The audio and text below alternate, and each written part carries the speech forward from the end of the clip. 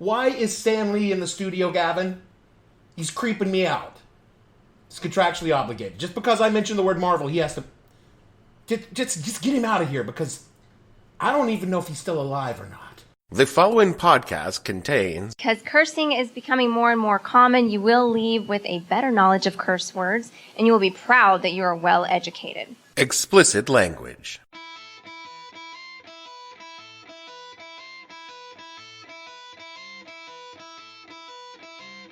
Hello and welcome to the podcast that asks a simple question. When drawings of dudes in tights almost crashed an economy, what the hell were you thinking? I'm your host, Dave Bledsoe, and this is a Friday, March 30th, 2018, special collector's edition foil cover edition of the show, where we talk about the bubbles that burst and break your banks. Stay tuned. The What the Hell Were You Thinking podcast is brought to you by the Baseball Card Collectors of America. Remember us?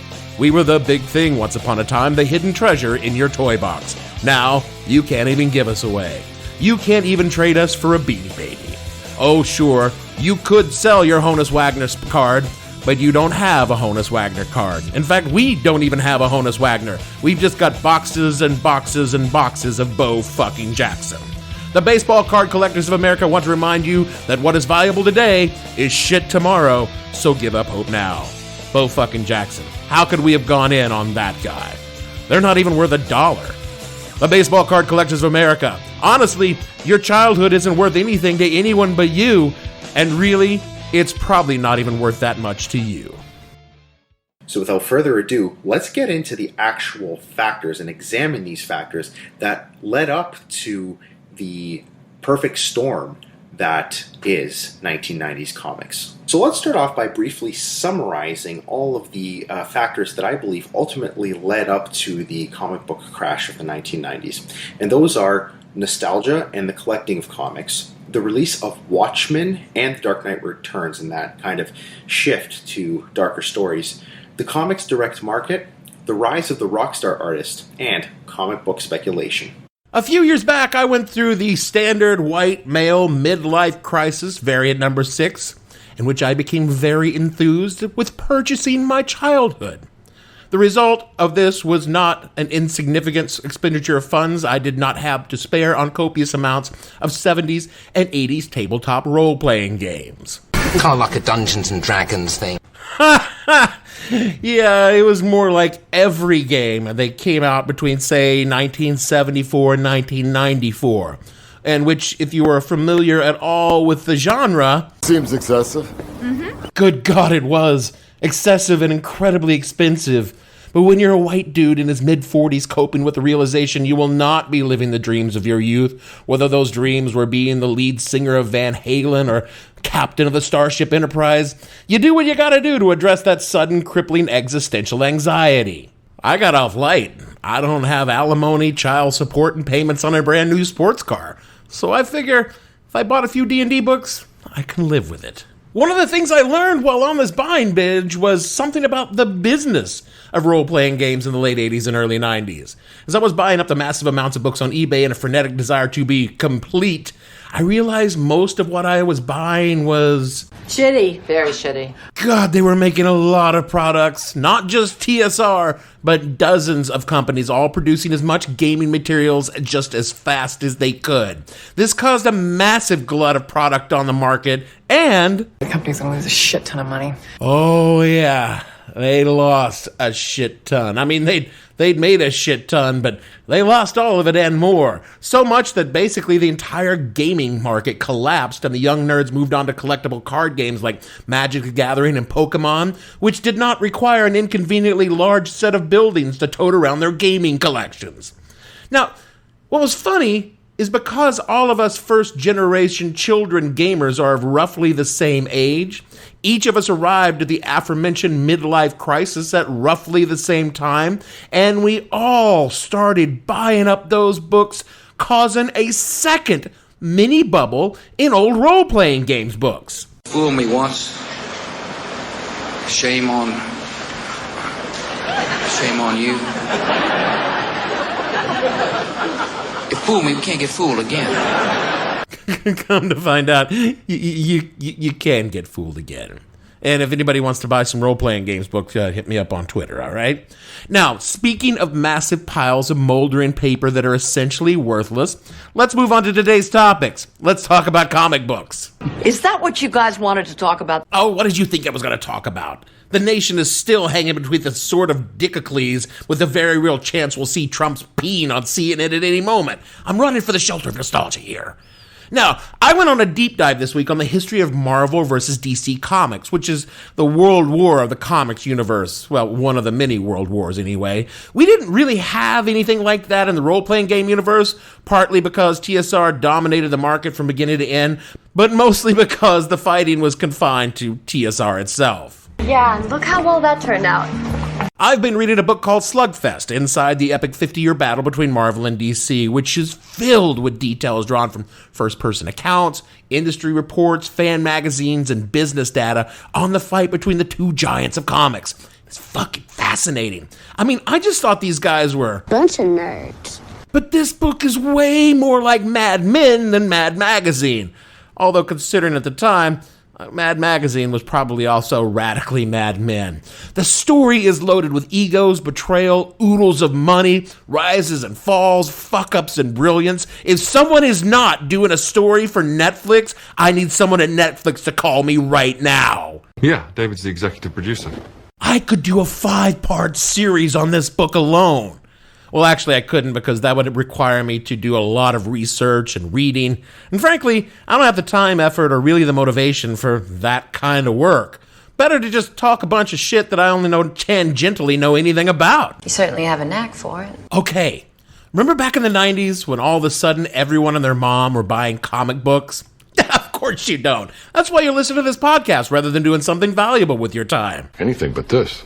Let me sum up really fast. After decades of rising circulation and periodical ebbs, DC and Marvel finally hit upon a method to make serious money out of comics. Prior to the 1980s, comics were sold wherever magazines were sold. I bought most of my childhood comics off the spinner rack in the grocery store while my mom was paying for me frosted Lucky Charms. They're always after me, Lucky Charms.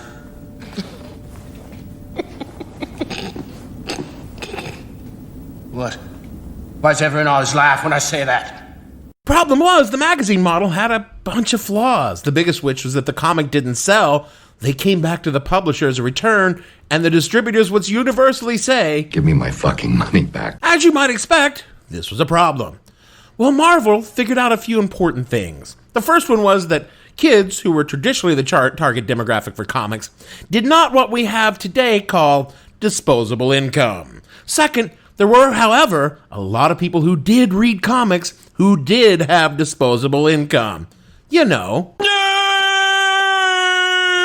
Adults. Most of them in their early 20s who grew up reading comics, and they were spending a lot of money on nerd things, like Dungeons & Dragons, ticket to Star Wars movies, and of course... And porn. A lot of fucking porn. Marvel figured out they could sell directly to those guys in specialty shops, where aficionados of the genre would gather to judge one another on their respective choices and reading materials.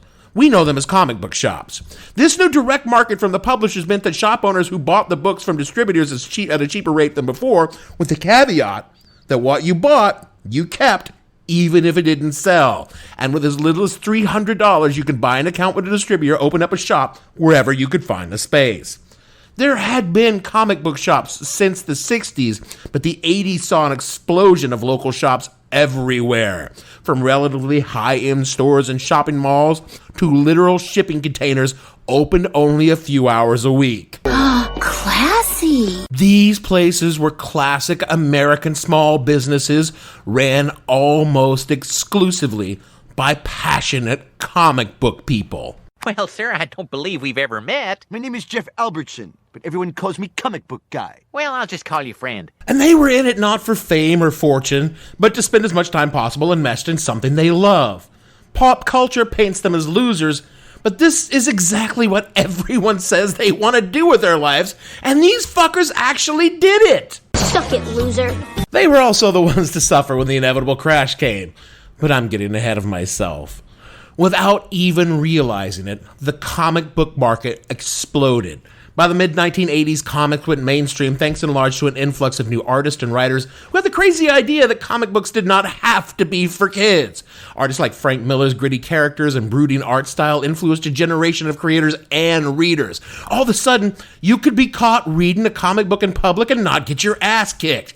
On top of this, genres once considered forbidden by the archaic comics code, that was an actual thing. It could be a show topic in and of itself. But that opened up, so you could now create books that feature storylines beyond your capes and tights, and they appeared on shelves everywhere. Independent publishers began to nibble at the edges of Marvel and DC, who responded by increasing the number of titles they were producing a month. More titles needed more artists, which meant that a once small market of creators expanded as well. At the same time, something else was going on that was frankly struck me as being very peculiar at the time. And it was caused by another childhood collecting boom that peaked at the same time comics began expanding: baseball cards.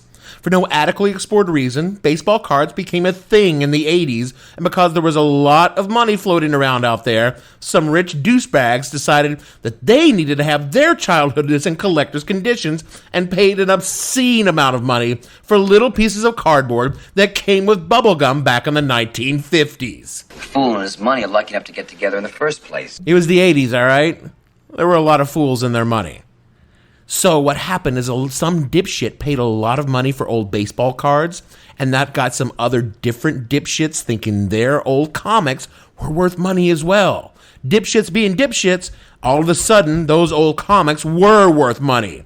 Old comic books, which because they were made on paper a bare whisker above toilet paper that miraculously survived to the 80s, were worth an ungodly amount.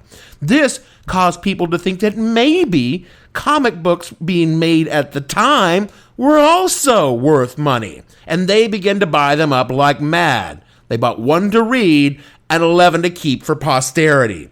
They boarded them and stored them so that they could retire on comic book money. And the publishers, keen to capitalize on dipshits and their money, began to find more ways to move product based entirely on this speculation market. Thanks to the advent of the new technology of demographic marketing, the publishers knew that one of the ways the nerd mind works is our obsessive need to have everything we love. We cannot not have a complete collection of whatever it is we collect. And collectors loved comics, so instead of issuing one issue of Title X, they would issue Title X in 10 different variant covers because they knew nerds had to buy all of them. You make the same thing, one issue, and sell it 10 times over. It was fucking brilliant, and also... That was a real dick move. But it made a lot of money for everyone, from the corporate owners of the publishing house all the way to the guy who owned the local comic books hut. So long, people kept buying it. The practical upshot of all these factors had some dramatic effects on the comics industry. The publishers suddenly found themselves rolling in so much money, they were even willing to share it with the actual people who made the thing they were making so much money from. All of a sudden, artists and writers of the titles were cut in for a share of the royalties. There was so much money in the market, the comic books creators were pulling in 6-figure royalty checks. Comic book guys were making rock star money. Boats, expensive houses, fucking airplanes. One guy bought himself an airplane on comic book money. The good times were so good that comic books were in business magazines and on Good Morning fucking America. And those good times were never, ever going to end. Right up until the inevitable crash. And crash it did. You see, the publishers had a small problem. They constantly needed sales to go up, even in the boom. But there was a roof on this motherfucker, and they were standing on it. They had to find a way to get more money out of the people buying comics, and they did that not through creating better content or through sound business practices, but rather... No, a hook, an angle, a gimmick. And all they had left was just that. They glutted the market with titles, and because they were focusing on quantity and not quality, The books that came out were indeed absolutely the complete shit. From the website comicbook.com, quote, Marvel especially, as they tried to corner the market in an effort to protect their share of it and attract more buyers, they went berserk with foil covers, die-cut covers. Foil was everywhere. At one time, Marvel decided to flood the market with different titles, so Comic Faithful would use all their budget only on Marvel titles. I think their target was 200 titles a month, and as you can imagine, quality control went out the window.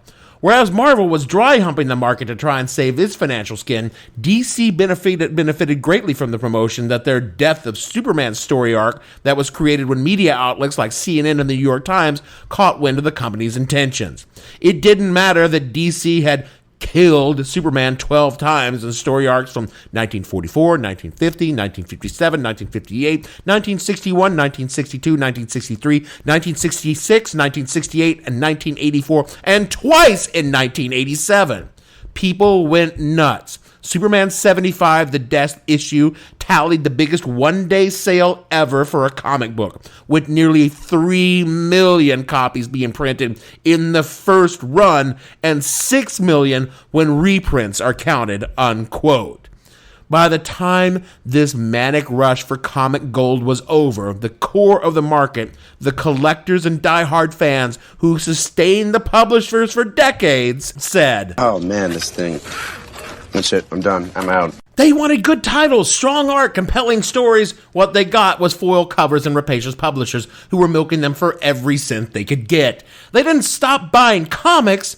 They just stopped buying shit comics. And all DC and Marvel were producing were shit comics. But at the same time, small independent publishers began to appear on the scene that filled the gaps left by the greed of the big two, and comic fans were happily buying their titles. Sure, they still bought DC and Marvel's, just not in the numbers they did before. And what about all those people who bought comic books as an investment? This is all worthless. Do the words pennies on the dollar mean anything to you? Of course Marvel and DC survived. Both had corporate money, and while they hurt for a while, they survived. The creators who bought boats and planes probably had to sell them. For the most part, their titles didn't disappear. They shrank a bit, but they kept on producing reliable livings for their creators, as they should. You know who took it up the ass and not in a loving way? Look at that comic book fellow calmly eating candy like a Spaniard. Yeah, the little guy in the strip ball. They went out of business because the market crashed. Just goes to show you, no matter what you do, even the most esoteric and the nerdy genre imaginable, corporate America will always find a way to fuck you.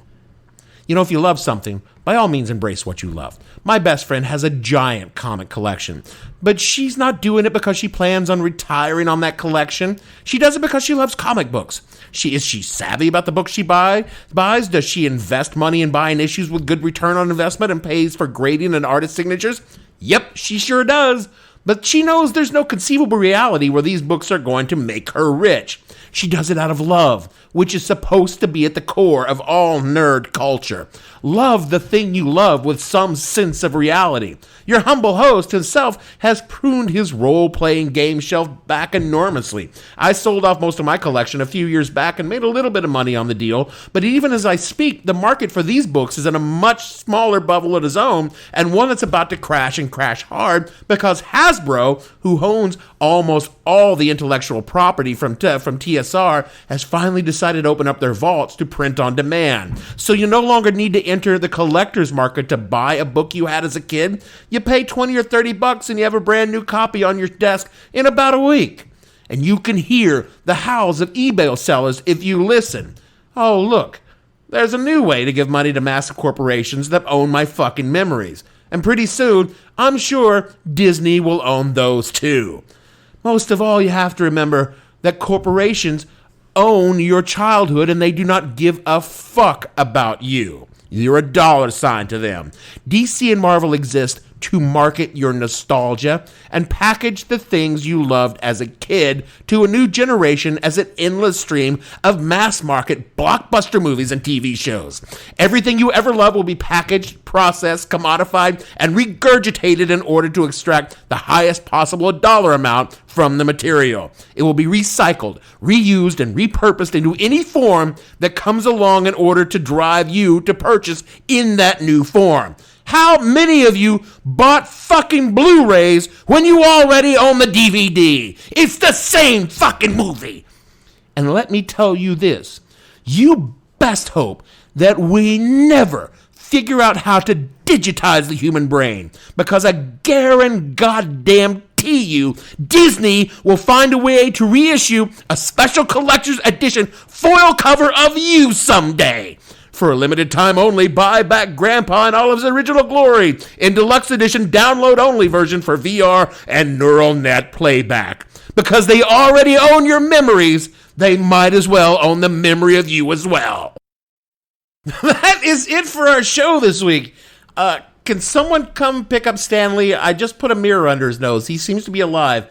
This is just embarrassing. The man's 95 years old. He doesn't even know where he is. He just charged me $100 to sign a roll of toilet paper from the bathroom. You people should be ashamed of yourself, leaving an old man at a place like this. Do you know the diseases he could get just from sitting on that chair? We had Don Jr. staying here last week. We don't know where he's been. Speaking of social diseases, if you would like to infect others with a podcast equivalent of a social disease, you know, the kind of thing you can catch around from hanging low-rated podcasts, rate and review the show wherever you get your podcasts so other folks can catch your disease. You can track the spread of our infection by following the show on Twitter at @the_hell_podcast or the show name on Facebook. All of the episodes are of ill repute or on SoundCloud at the show name and at www.whatthehellpodcast.com. For me, Dave, the whiskey-soaked wonder Bledsoe, producer in Action Force Gavin, and all the fictional power mutants on this show, we want to say we don't think we can handle this. It's a cloudy day in Metropolis. Should probably talk to our analyst because we got something for this little journalist. God help me, it's morally safer.